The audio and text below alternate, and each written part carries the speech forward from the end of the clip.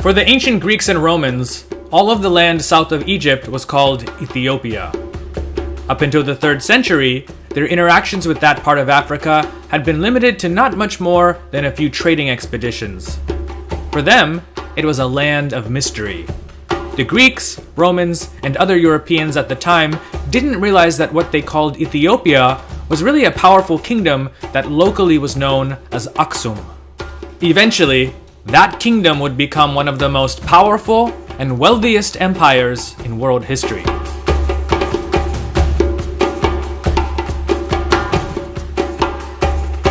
Aksum ruled over a prosperous and influential kingdom during a time that many scholars believe was a golden age of African civilization. Axumite kings were the first to issue gold coins when few other kingdoms and empires in the world could do so in such quantity. The Axumites were also some of the most proficient builders of their day. Their royals were buried in magnificent tombs marked by tall stelae, some of which were the largest stone monuments in the world. There were probably a number of factors that led the city, or locality, of Aksum to become a prosperous kingdom. One is that it had access to important international trade routes that crisscrossed the area, connecting it with the commercial traffic of the Nile and Egypt to the northeast, sub-Saharan Africa to the south, and the Red Sea to the west. I want to emphasize here that these were truly international routes that linked Aksum with places as far away as India and China. In fact, Axumite coins have been found in both places. Aksum's land was also blessed with a stable water supply and fertile soil for agriculture. Though in historical records we first hear of Aksum in the late 1st century, it's clear that the city, as well as the kingdom, had been established earlier than that. Unfortunately, we don't have much information from that far back in time. However, as Aksum became wealthier, both its political and cultural influence spread all over, from the Ethiopian plateau to the seacoast of what's today Eritrea. Eventually, it even ruled parts of southern Arabia. By then, it was the most powerful state in the region.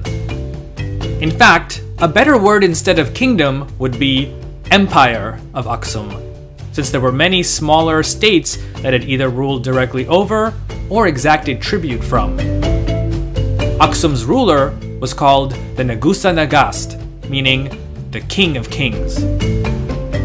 So about these powerful kings. Unfortunately, again, we don't have a lot of information about them with the exception of 2 kings, Ezana and Caleb.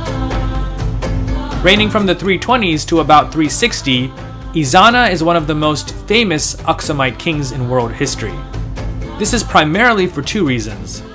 One, he left several inscriptions that detail his conquests, as well as the vastness of his territories that he controlled. Many of these texts are written in 3 different languages: Greek, Sabaean, and the local Ge'ez language.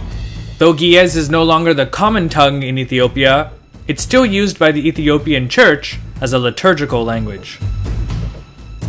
The second reason is because Ezana converted to Christianity, ushering in the start of Ethiopia's identity as a Christian nation. One can actually see Ezana's transition from the local polytheistic religion of his time to Christianity by examining the coins he had minted.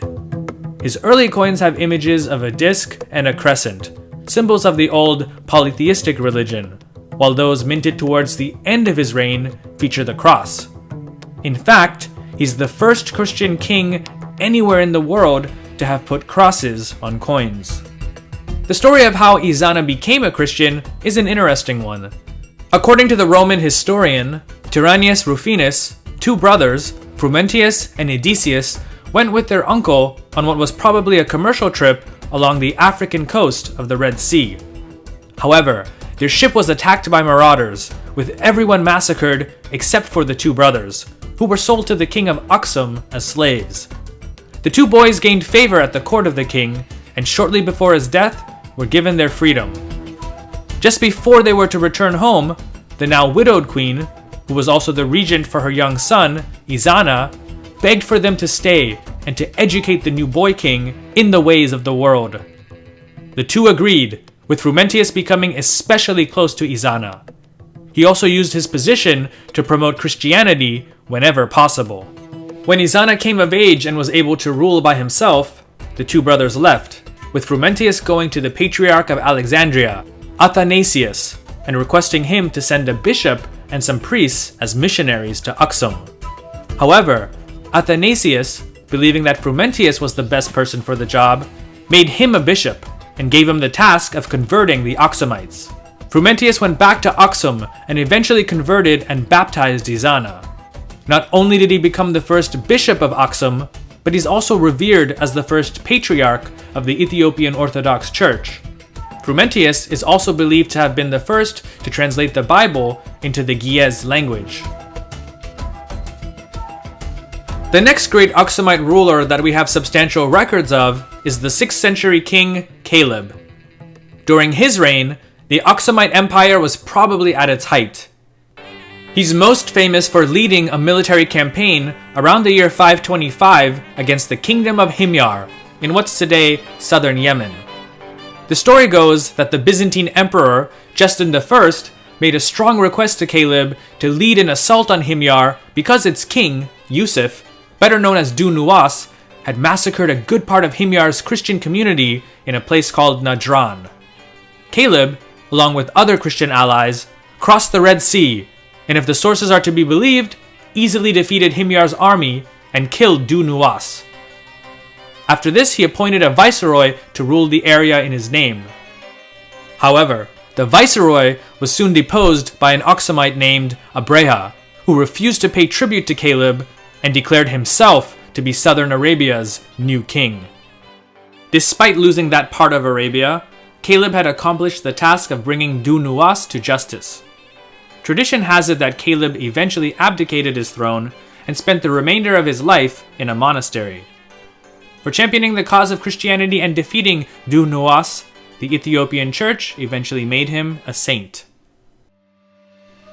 With the rise of Islam in the 7th century and the Muslim takeover of the Arabian Peninsula, the kings of Aksum began to lose both influence and their control of trade in the Red Sea region. This resulted in roughly 4 centuries of steady decline, which saw the empire downsize significantly. Eventually, the kings even abandoned the city of Aksum and moved to a safer location elsewhere, though where this location was isn't known for sure. The final end of the Axumite kingdom is a bit of a mystery. Though the details of what happened are not exactly agreed upon, local tradition has it that between the years 960 to 1000, a non-Christian queen, either Jewish or pagan, took over the kingdom. Others say that she may have simply been a usurper. What is agreed upon is that she caused a good deal of destruction and severely weakened the Axumite kingdom. After this, there was a sort of dark age for which we lack information, but it's believed that the final king of Aksum, Dil Naod, was succeeded by a certain Mara Tekle Himanote, founder of the Zagwe dynasty. This though doesn't mean that Axumite culture vanished with its kings. It still permeates the modern-day country of Ethiopia today. Perhaps the Axumite dynasty also technically lived on with Ethiopia's Solomonic kings. The founder of the Solomonic dynasty, Yakuno Amlak, claimed to be a descendant of the last Axumite king, Dil Naod. So I hope that this short video gives you an idea of what the Empire of Aksum was and why it was so important. If it did and you enjoyed the video, please smash that like button, and if you haven't already, consider subscribing.